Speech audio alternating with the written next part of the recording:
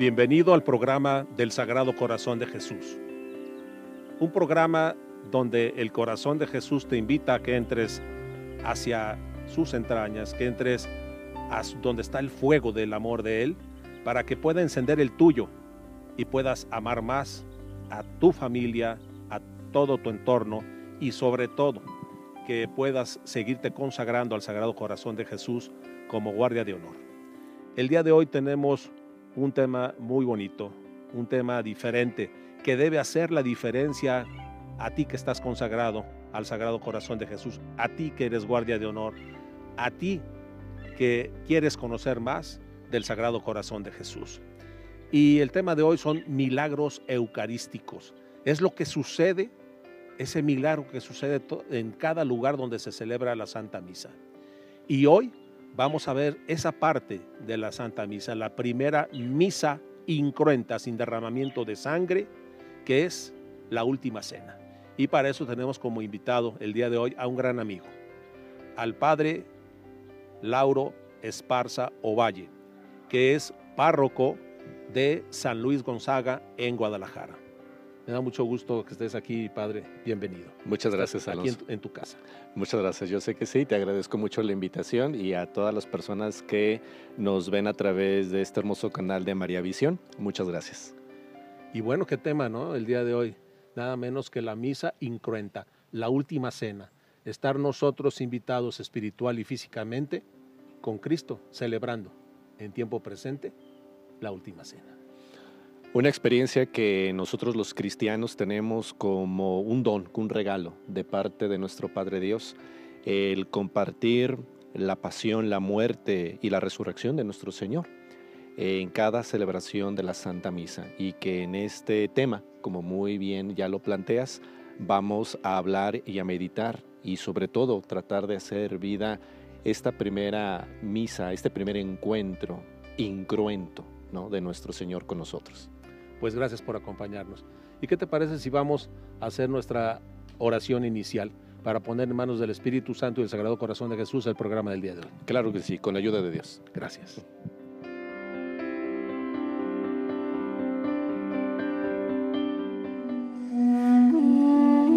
Oh Señor, mi dulce amigo, 4 cosas hoy te pido con mucha necesidad: paciencia para sufrir, fuerza para trabajar, valor para resistir las penas que han de venir y me han de mortificar,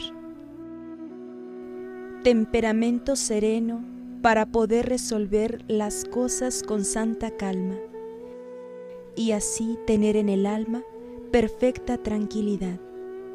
Esto tengo que pedirte, oh mi Jesús adorado, en este día consagrado para adorarte y servirte por siempre. Amén.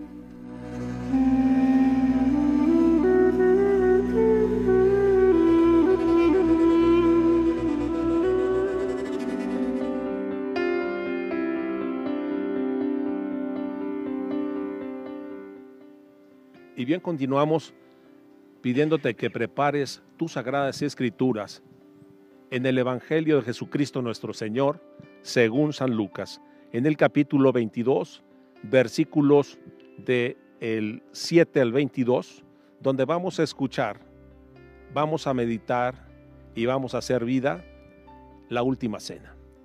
Y vamos a pedirle al Padre Lauro que sea tan amable de hacer esta lectura en forma pausada para que podamos nosotros extraer ese mensaje que hoy nos tiene Jesucristo nuestro Señor a cada uno de nosotros, aquel mensaje que pega fuerte en tu corazón y aquello que vamos a meditar a manera de lección divina brevemente y después entrar en nuestro tema.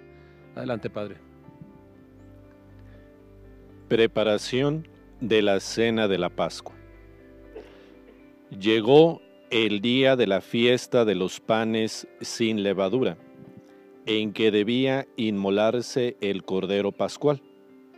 Y Jesús envió a Pedro y a Juan diciendo: encárguense de prepararnos la cena de Pascua. Ellos le preguntaron: ¿dónde quieres que la preparemos? Les respondió: Al entrar en la ciudad, encontrarán a un hombre que lleva un cántaro de agua. Síganlo hasta la casa donde entre y digan al dueño de la casa: el maestro dice, ¿dónde está la sala en la que voy a celebrar la cena de Pascua con mis discípulos? Él les mostrará en el piso de arriba una habitación grande y alfombrada. Prepárenlo todo allí. Ellos fueron y encontraron todo tal como Jesús les había dicho y prepararon la cena de la Pascua. Llegada la hora, Jesús se sentó a la mesa con sus discípulos y les dijo: ¿Cómo he deseado celebrar esta Pascua con ustedes antes de morir? Porque les digo que no la volveré a celebrar hasta que tenga su cumplimiento en el reino de Dios. Tomó entonces un cáliz, dio gracias y dijo: tomen esto y repártanlo entre ustedes, pues les digo que ya no beberé del fruto de la vid hasta que llegue el reino de Dios. Después tomó pan, dio gracias, lo partió y lo dio a sus discípulos diciendo: esto es mi cuerpo, que se entrega por ustedes. Hagan esto en memoria mía. Y después de la cena, hizo lo mismo con el cáliz diciendo: este es el cáliz de la nueva alianza, sellada con mi sangre, que se derrama por ustedes. Palabra del Señor. Gloria a ti, Señor Jesús. Y vamos a pedirte, Padre, que seas tan amable en hacernos a manera de lección divina una reflexión sobre esta lectura que acabamos de escuchar como marco bíblico para entrar al tema. En este texto, nuestro Señor, ante todo, nos da un testimonio. El testimonio de su amor, dado a través de algo tan elemental, si me permiten la expresión, de algo tan rudimentario como lo es un alimento. Un alimento, comida y bebida sencillos, como el pan y el vino, fundamentales, eso sí, para la sobrevivencia humana, pero al fin y al cabo elementos tomados de la naturaleza, manufacturados por el hombre y con el objeto de servir de alimento. Dios toma la decisión libérrima de asumirlos para que con su poder transformarlos en su cuerpo y en su sangre. Esto la Iglesia nos lo enseña y nos lo transmite como la presencia viva de Dios en medio de su pueblo. Con todo su cuerpo, con toda su alma, con toda su divinidad de nuestro Señor, haciendo que se cumpla su promesa. Yo estaré con ustedes todos los días hasta el fin del mundo, y esta promesa se cumple en el sacramento de la Eucaristía. Por lo tanto, nuestro Señor nos deja su cuerpo y su sangre con un doble objetivo: adorarle y comerle. Dos verbos que forman parte inherente de la existencia de todo ser humano. La adoración, relación con la divinidad, y alimentarse, que es precisamente parte de nuestro ser fundamental. Y Dios presente en ambas circunstancias, la adoración y el alimento. Por lo tanto, la Eucaristía viene a ser para nosotros el enlace, el motivo, el fundamento de nuestra fe. Porque, como muy bien lo afirmaban estos mártires, sin la Eucaristía no podemos vivir. Y la Eucaristía para nosotros es el sustento del amor de Jesús. Porque, como muy bien lo acabamos de escuchar, yo derramo mi sangre, entrego mi sangre, sello mi sangre, este nuevo pacto que yo establezco contigo y con toda la humanidad a partir de mi cuerpo y de mi sangre. Muchas gracias, Padre Lauro. Y fíjate que la misa, después de lo que ahora vamos a analizar y a profundizar, ya no puede ser la misma para cada uno de nosotros. Claro. Tenemos nosotros que entender que se trata del amor de Cristo hacia nosotros y la respuesta amorosa de nosotros hacia Él. Es decir, una experiencia espiritual, real y presente allí en el altar. Y eso es lo que vamos a ver ahorita en nuestra segunda intervención, en el segundo bloque. Ahorita quiero invitarte a que juntos veamos el paso de la caravana por la paz, que es esa visita que hace el Sagrado Corazón de Jesús a través de la antorcha que fue encendida allá en Guanajuato, en el santuario del Rey de Reyes, que es el Jesucristo nuestro Señor, y esa antorcha está recorriendo toda la República Mexicana y distintos países. Recorre parroquias, recorre escuelas, recorre comunidades, y la reciben en una fiesta de alegría y de amor. Hacen una entrada con la cruz alta, los ciriales, hacen rosario, Santa Misa y meditan sobre el Sagrado Corazón de Jesús. Entonces quiero invitarte a que veamos esta cápsula de cómo reciben a la caravana por la paz, donde estamos clamando precisamente por la paz del mundo y la paz de México. ¿Te parece que iniciamos a verla? Claro que sí, veámosla. Bien, vamos.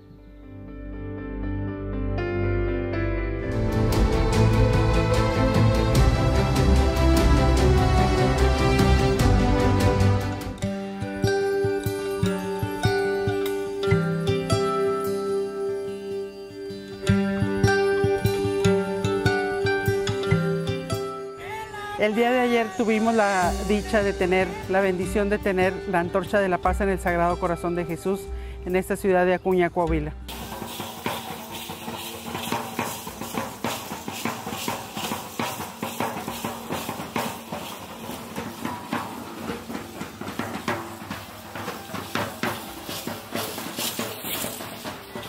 Damos las gracias y esta luz se queda en nuestra comunidad, para que reine en los corazones de cada una de las familias que paso a paso, el día de ayer en la caravana, pedimos por los enfermos en casa y hospitales, por nuestras familias, la paz en nuestras familias y en el mundo entero.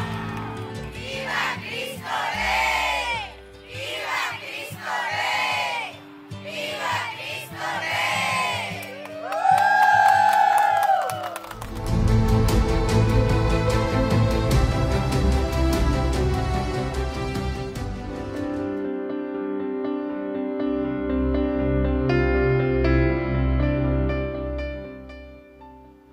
Y nos da mucho gusto que sigas con nosotros en este tu programa Yo Soy el Camino, el programa del Sagrado Corazón de Jesús, el amor de Cristo por ti y tu respuesta amorosa hacia Él. Y vamos a continuar entonces viendo este tema que acaba de iniciar el Padre Luis Lauro.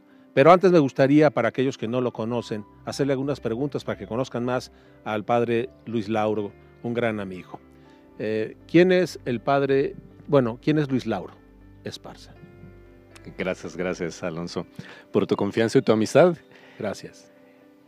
Ante todo, pues, soy un hijo de Dios, un cristiano, un bautizado. De hecho, el Papa Francisco nos ha invitado, sobre todo en sus alocuciones hacia los sacerdotes, que nunca perdamos de vista que antes de ser sacerdotes, antes de recibir el sacramento del orden, recibimos el sacramento del bautismo, que es lo que nos hermana, lo que nos une, lo que fundamenta nuestra pertenencia al pueblo de Dios, ¿no? Y es verdad, porque el sacramento del bautismo, como puerta de los demás sacramentos, como don de Dios, es lo que nos cristifica, es lo que nos identifica con Cristo, es lo que nos transforma en otro Cristo y al mismo tiempo es la base del mandato misionero.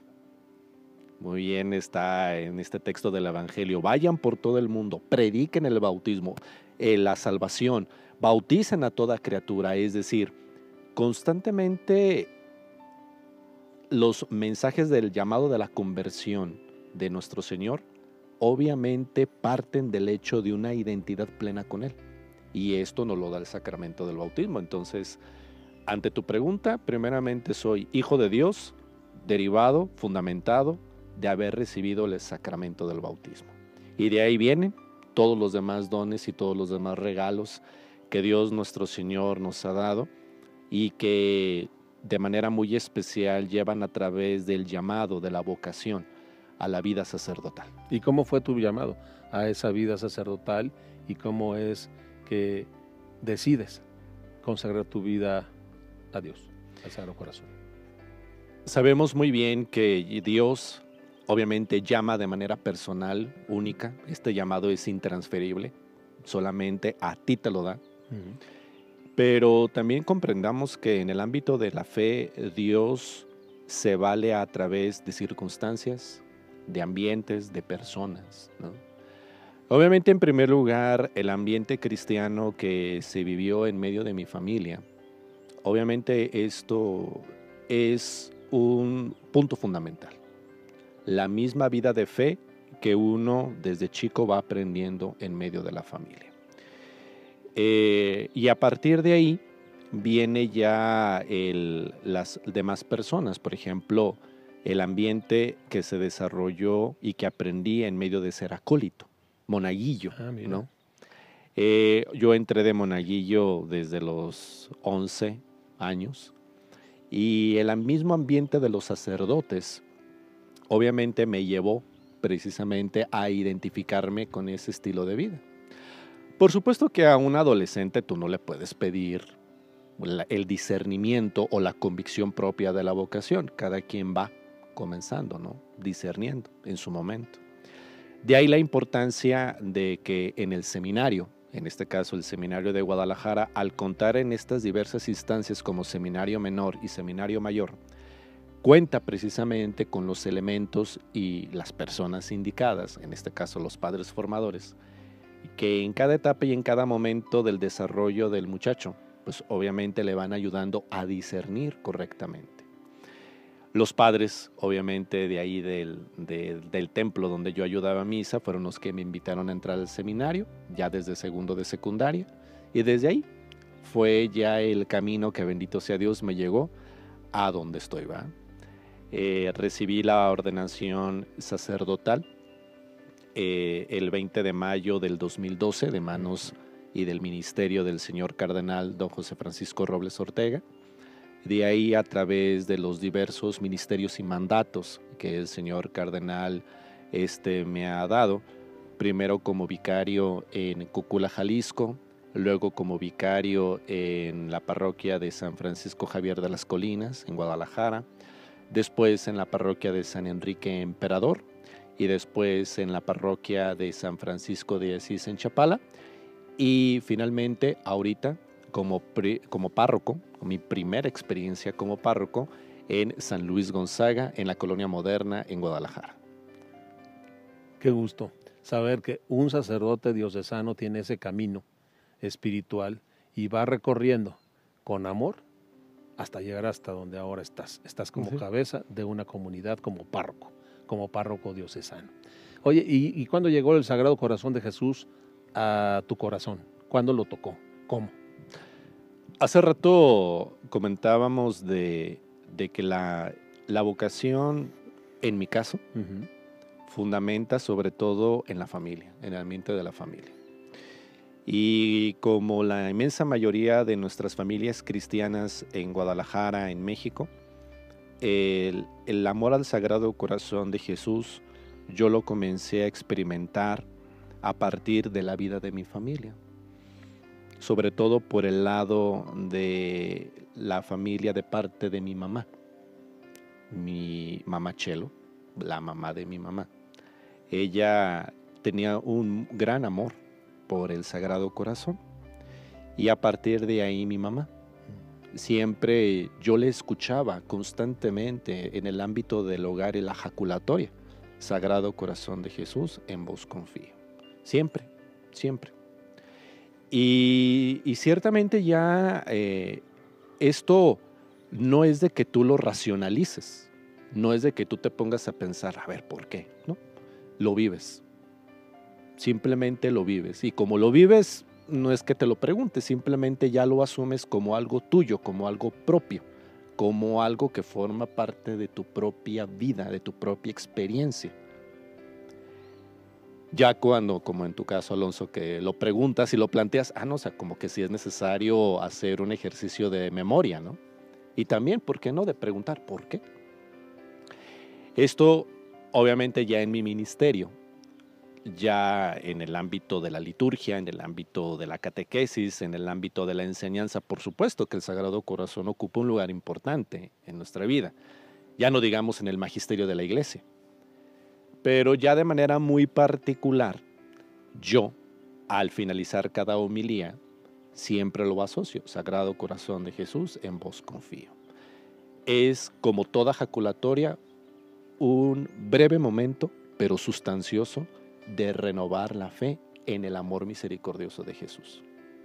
Fíjate que esa parte final de tus homilías y parte final de la bendición que nos dabas ahí cuando estabas de vicario y que sigues haciendo, es siempre finalizar con esta jaculatoria: Sagrado Corazón de Jesús, en ti confío. Y eso fue marcando mi corazón.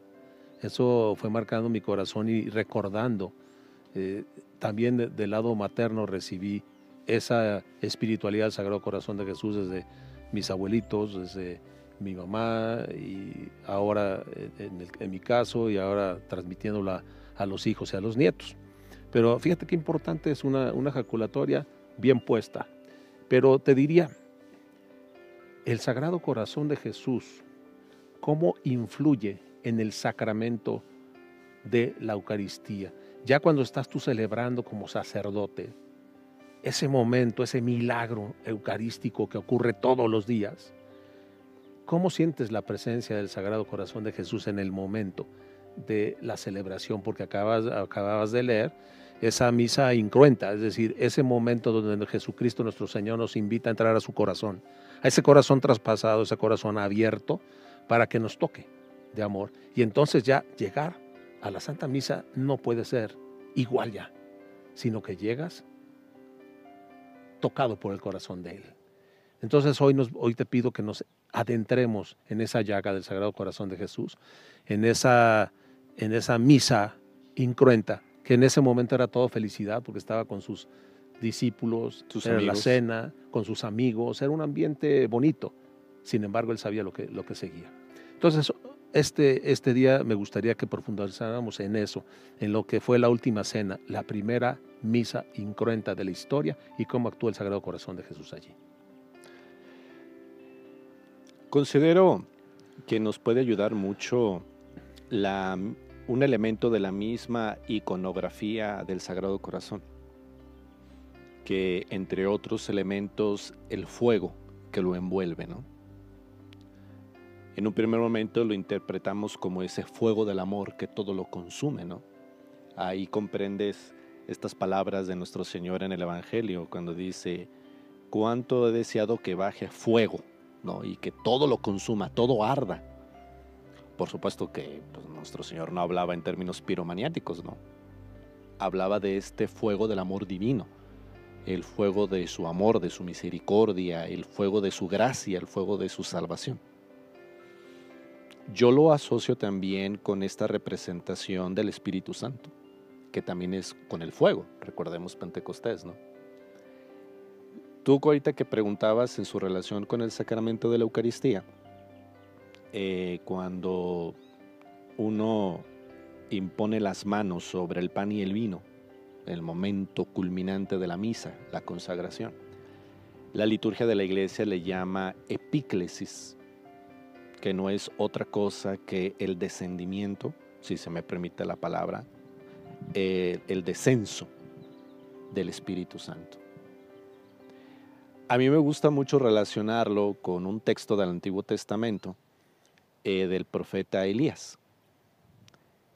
Cuando hubo un grave problema de idolatría en Israel y que el profeta Elías tuvo esta confrontación con los sacerdotes de un culto extranjero e idólatra, y les puso la prueba: hice este altar, que se consuma, ¿no?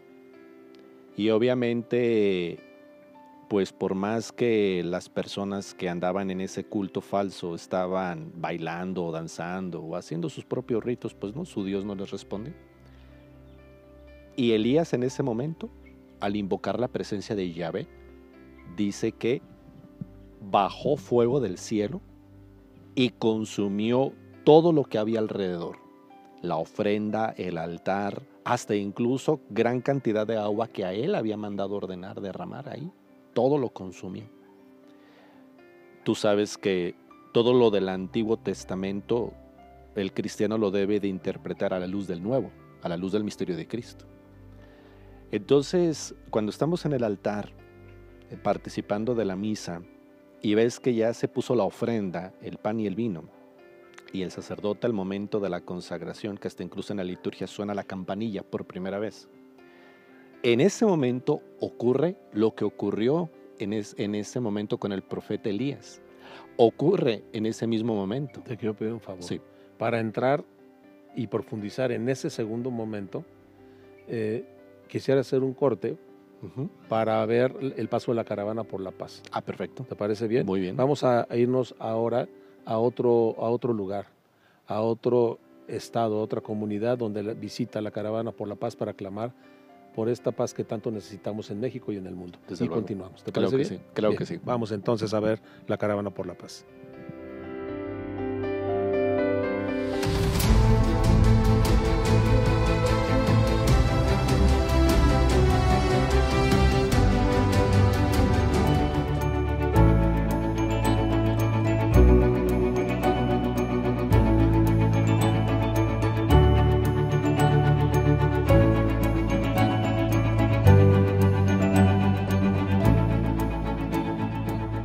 Nos encontramos en la parroquia de Nuestra Señora de la Paz, aquí en Indaparapeo, Michoacán, del estado de Michoacán. Somos un pueblo consagrado a Nuestra Señora de la Paz. Promovemos la paz a nivel familia, a nivel parroquia. Estamos en un municipio muy fervoroso, de más de 400 años de existencia. Estamos también celebrando el inicio prácticamente del año jubilar. El Papa Francisco nos lo designa como peregrinos de la esperanza. Estamos, desde que nacemos, empezamos nuestro peregrinar en este mundo. No nada más es una peregrinación de una etapa, es de toda una vida, de la que el Señor nos quiera regalar.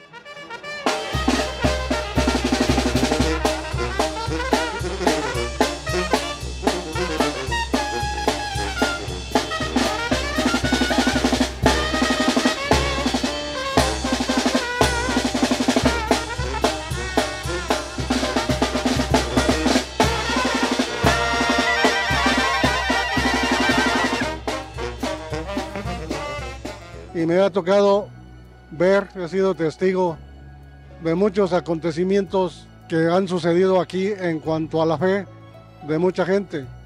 Milagros que se han concedido por medio de Nuestra Señora de la Paz, patrona de este pueblo, a la que estamos encomendados no solamente nuestro pueblo, sino a la nación entera y de todo el mundo, porque todos necesitamos de la paz.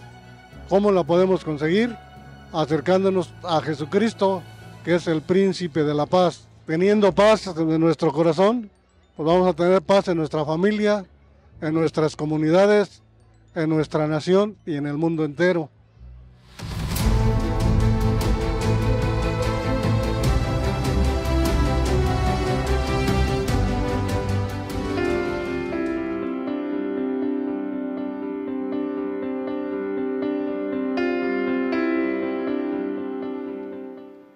Bueno, y nos quedamos, Padre Lauro, en la epíclesis. Ese momento en que baja el Espíritu Santo para hacer este milagro diario, milagro eucarístico. Y quisiera, además de que nos estés explicando eso, me gustaría trasladarlo al tiempo actual. ¿Qué es lo que está viviendo el Padre Luis Lauro en ese momento? Y cómo nos transformamos nosotros como fieles que estamos viviendo ese momento, cómo debemos de participar espiritualmente para estar sentados en esa mesa con Jesucristo, en esa última cena. Comentábamos de que ese mismo fuego transforma la ofrenda en el cuerpo y la sangre de nuestro Señor, que es la acción del Espíritu Santo. Obviamente esto a ti como sacerdote te llena y te renueva constantemente. De hecho, el mismo magisterio de la Iglesia nos pide a todo sacerdote que al menos siempre celebremos una misa. Siempre. Que nunca, no pase un día sin dejar de celebrar la Santa Misa. Aunque no haya intenciones, aunque no haya ceremonias o aunque no haya algún otro tipo de circunstancias extraordinarias, pero siempre se pide que el sacerdote celebre al menos una vez la Santa Misa diario. Claro que en nuestro contexto latinoamericano, pues eso no hay ningún problema, ¿no? Tenemos las misas ordinarias, misas de cuerpo presente, misas de acción de gracias, ceremonias, bueno, no hay problema por ello, ¿no? Pero siempre el sacerdote nunca debe de perder de vista esto, de que en el momento culminante, el fuego del Espíritu Santo no solamente transforma la ofrenda, sino que también transforma el corazón del sacerdote. Y ahorita que tú comentabas, las personas, los fieles, también ellos participan de esta manera muy especial en la misa. Y es este mismo fuego que transforma la ofrenda, este mismo fuego que transforma el corazón del sacerdote, es el mismo fuego que transforma todo lo que es los corazones de las personas que están ahí y de todos. E inclusive me atrevería yo a decir, de las personas que van al templo o que van a misa con diferentes intenciones, porque hay que reconocerlo, hay de todo en la viña del Señor, ¿no? E inclusive de aquellas personas que uno ve distraídas o ve en algún otro tipo de actitudes o circunstancias, que por cierto, cada quien sabe lo que hay en su corazón. Sin embargo, el fuego del Espíritu Santo también actúan ahí, salen transformados. A veces uno puede decir, me pusieron atención, no pusieron atención, se quedaron dormidos, y a veces también me emocionaba en las homilías y a veces también como que dormía, pero sin embargo, aún a pesar de todo ello, estamos plenamente convencidos de que el fuego del Espíritu Santo, de una o de otra manera, transforma el corazón de las personas, no deja indiferente el misterio. ¿Cuándo es el resultado? Cuando uno ve resultados de esa transformación de ese fuego, solo Dios sabe. Y acuérdate que los tiempos de Dios. Sí, es una transformación paulatina.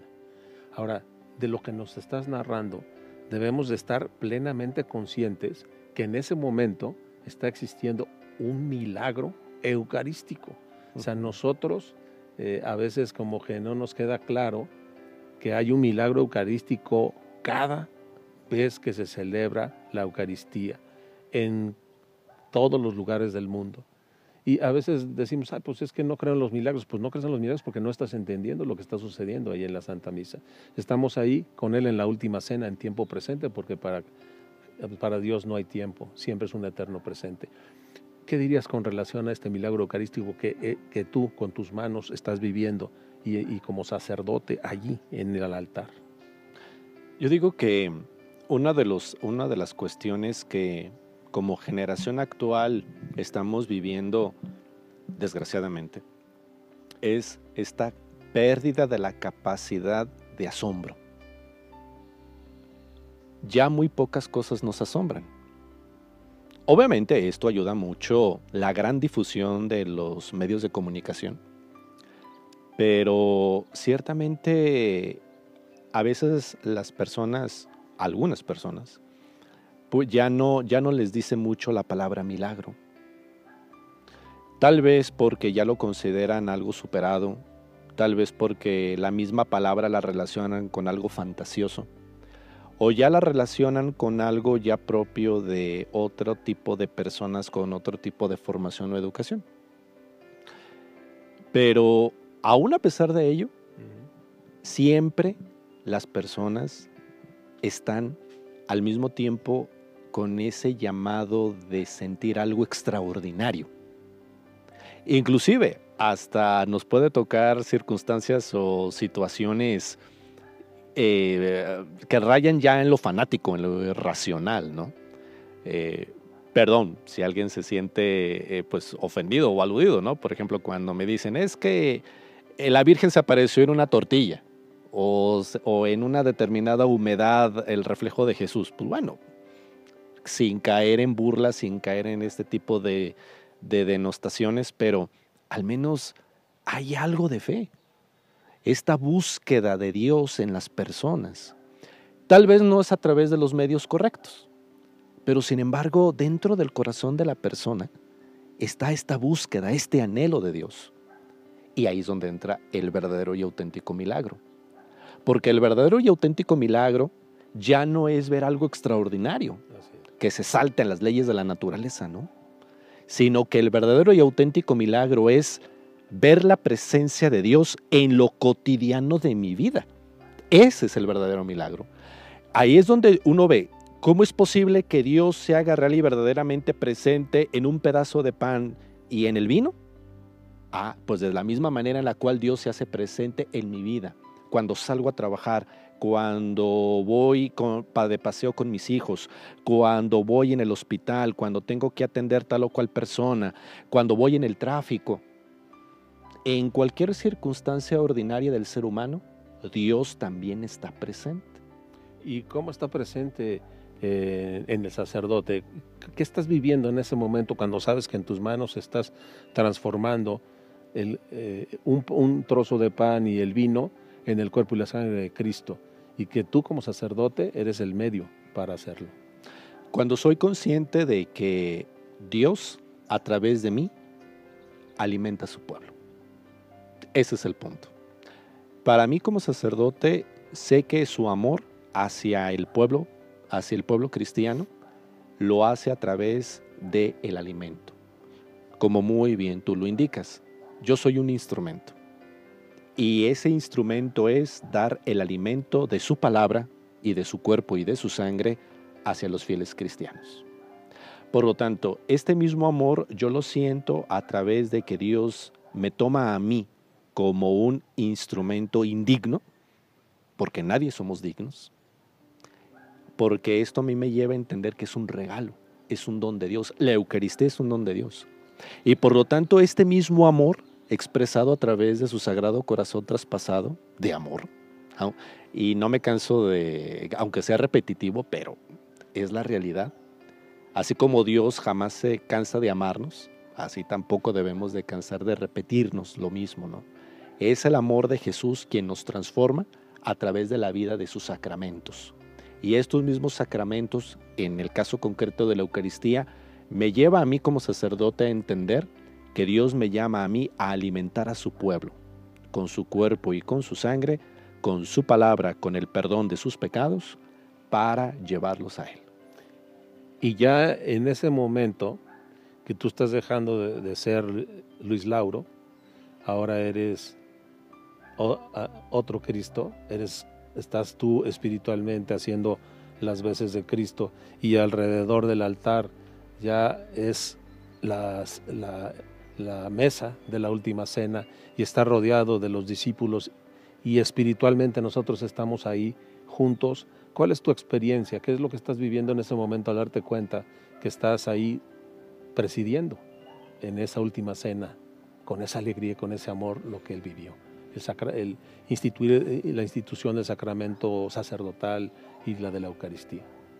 Fíjate que tocas un elemento fundamental de la identidad del sacerdote, porque la teología católica sobre el sacramento del orden obviamente sí establece una diferencia cualitativa fundamental con la teología protestante, en este caso del ministro o del pastor. En el caso del ministro o del pastor de otras denominaciones cristianas, solamente se toma como un oficio, podríamos llamarlo así. Un oficio en el cual en este determinado momento comparto la palabra de Dios, se hace la predicación, se canta las alabanzas y ya. Hasta ahí termina mi función como pastor o como ministro religioso. La teología católica del sacramento del orden nos enseña que el sacerdote, o mejor dicho, el varón bautizado al recibir el sacramento del orden es sacerdote para siempre. Entonces, independientemente si se encuentra en el templo, si se encuentra en el panteón, si se encuentra en el hospital, si se encuentra en la universidad, si se encuentra en la carretera, si se encuentra en un hogar, en un asilo, en un orfanato, en cualquier lugar donde se encuentre el sacerdote siempre es alter Christus, otro Cristo. Y por lo tanto, sus palabras, sus gestos, sus acciones son de Cristo y de la Iglesia. Por eso, el sacerdote siempre debe de comprender que en cualquier lugar y en cualquier momento siempre actúa como Cristo, en Cristo y para el pueblo en el nombre de la Iglesia. Por supuesto que de manera muy específica y muy especial, cuando está presidiendo la Eucaristía en compañía de sus demás hermanos, que formamos juntos el pueblo de Dios, que es la Iglesia, por supuesto que siente esta misma experiencia de paternidad, pero al mismo tiempo esta experiencia de ser hijo de Dios, pero al mismo tiempo de ser experiencia de ser hermano con el otro. Es decir, son diversas experiencias tan hermosas que el sacerdote vive al mismo tiempo, que ciertamente pues es muy difícil explicarlas así de manera muy concreta debido al tiempo, pero de todas maneras es algo tan emocionante, tan apasionante, que nunca te cansas de vivirlo y nunca te cansas de transmitirlo. Fíjate que esa parte que acabas de mencionar es muy importante porque cuando pierdes esa perspectiva de lo que es el significado de la Eucaristía, pierdes la esencia del amor de tu corazón. Pierdes tu esencia como ser humano. Pero cuando tú vives la Eucaristía de esta manera, enciendes el fuego del amor en tu corazón y ese se va irradiando en tu familia, en tu matrimonio, con tus amigos, en tu vida diaria. Entonces ya no puedes ser igual. Me llama mucho la atención, y va a ser el tema del siguiente programa, cómo algunos sacerdotes que perdieron su fe, Cristo se encargó de devolverles la fe con un milagro eucarístico extraordinario. Tuvo que suceder eso para volver a tomar ese corazón. Pero eso lo veremos en el siguiente programa. Ahorita estamos en la Santa Misa, la primera Santa Misa incruenta, que es la Última Cena, porque ahí no hubo derramamiento de sangre. Ahí lo que se derramó fue el amor de Cristo hacia todos nosotros. Por eso te invita a ti y me invita a mí a que estemos espiritualmente sentados como un apóstol más allí en el altar con el sacerdote, que es la persona de Cristo quien está celebrando. Y nunca más debemos permitir que la misa sea un acto formal, un acto solamente externo, sino que sea cada día la vivencia de estar con Cristo en presencia real. ¿No es así? Claro que sí. Pues me gustaría pedirte como conclusión que nos des un breve resumen, una breve palabra para llevarnos este mensaje del día de hoy, de lo que nos regala la Eucaristía, y que finalicemos con la comunión espiritual para aquellos que no pueden hacerlo, que no pueden estar físicamente ahora en una misa por estar enfermos, por esa tercera edad, por estar en sus hogares, que puedan con nosotros hacer esta comunión espiritual que es Cristo mismo. Quisiera breve concluir con unas palabras que escuchamos del Evangelio al inicio de nuestro programa, cuando Jesús envía a sus apóstoles y digan: preparen la cena. Qué importante es la preparación previa, Alonso, para la misa. Fundamental. Yo les invito a que cada vez de que vayamos a participar de la misa, procuremos prepararnos, cuidar estos detalles. Desde la hora de ayuno que se nos pide, para poder comulgar, desde la presentación personal, desde el mismo ambiente anímico, que yo sé que a veces es difícil, ¿no? Problemas, dificultades, situaciones personales o familiares, pero al menos tratar de dejar todo eso afuera de las puertas del templo, o también ponerlo en las manos de Jesús en la oración y de manera completamente confiada participar de la misa. Sería ese breve consejo que les diría, ¿no? Bueno, te pediría que despidamos el programa con la comunión eucarística y tu bendición. Claro que sí. Nos preparamos para recibir la comunión espiritual. Yo creo, Jesús mío, que estás real y verdaderamente presente en el Santísimo Sacramento del altar.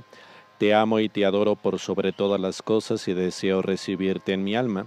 Ya que no puedo hacerlo sacramentalmente en este momento, ven al menos espiritualmente en mi corazón. Como si ya te hubiese recibido, me uno y me abrazo a ti. Haz, Señor, que no me separe de ti por el pecado. El Señor esté con ustedes. Y con tu espíritu. La bendición de Dios Todopoderoso, Padre, Hijo y Espíritu Santo, descienda sobre ustedes y permanezca para siempre. Amén. Pues muchas gracias por haber estado con nosotros en este programa, Padre. Y bueno, terminamos como cada programa y como cada homilía, diciendo: Sagrado Corazón de Jesús. En vos confío. Sagrado Corazón de Jesús. En vos confío. Sagrado Corazón de Jesús. En vos confío.